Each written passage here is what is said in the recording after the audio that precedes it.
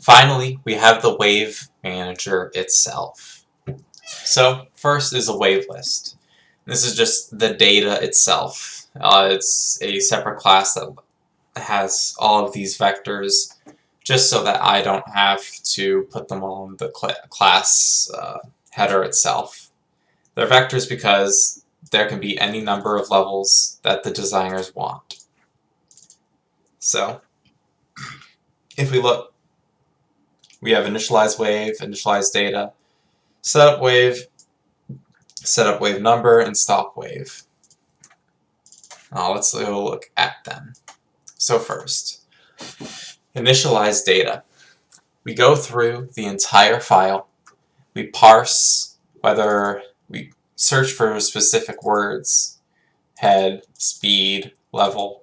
If we don't find any of these words, we assert false and let the designers know that lines must include one of these words in order as an indicator. And then we have more specific assertions as well. So if they have spider but nothing else, we say, hey, we need spawn, rate, or speed. And then we have checks for each of them. So for example, if we go to the head speed, we check to make sure that the given value is a divider of 16. Otherwise, we tell the designers that they gave a improper number. Initialize wave basically just pushes back dummy values for the vector. And then when we set up, we check to see if the dummy value is there. If it is there, if we have a dummy value, then we do not update the factories. So they will use either the old data from previous waves or their default values if no value has ever been given. And also, it's important to note that the default value for being active is false. So for example, if I were to never specify spiders in level 3, spiders would never spawn. Then we have setup wave num, which is what is mostly used. We never use setup wave, but we use setup wave number.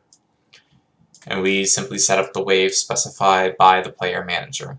In stop wave, we simply set the factories as inactive so that no further creatures can be spawned. Now, I want to demonstrate that the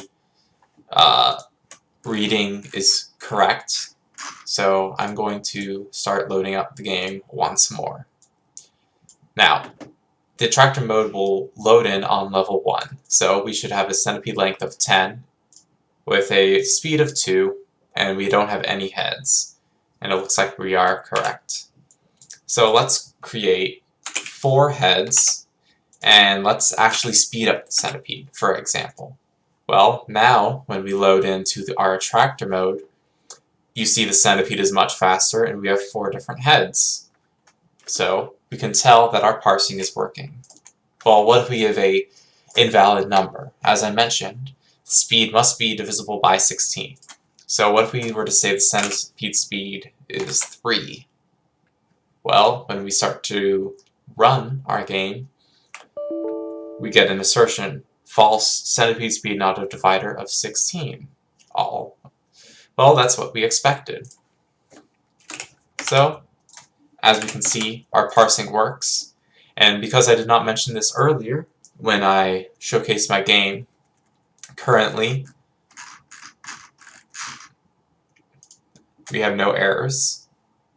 And because it didn't work, I'm just going to run the game right quick, exit the game, and as we can see, we have 0 leaks. So no leaks or errors.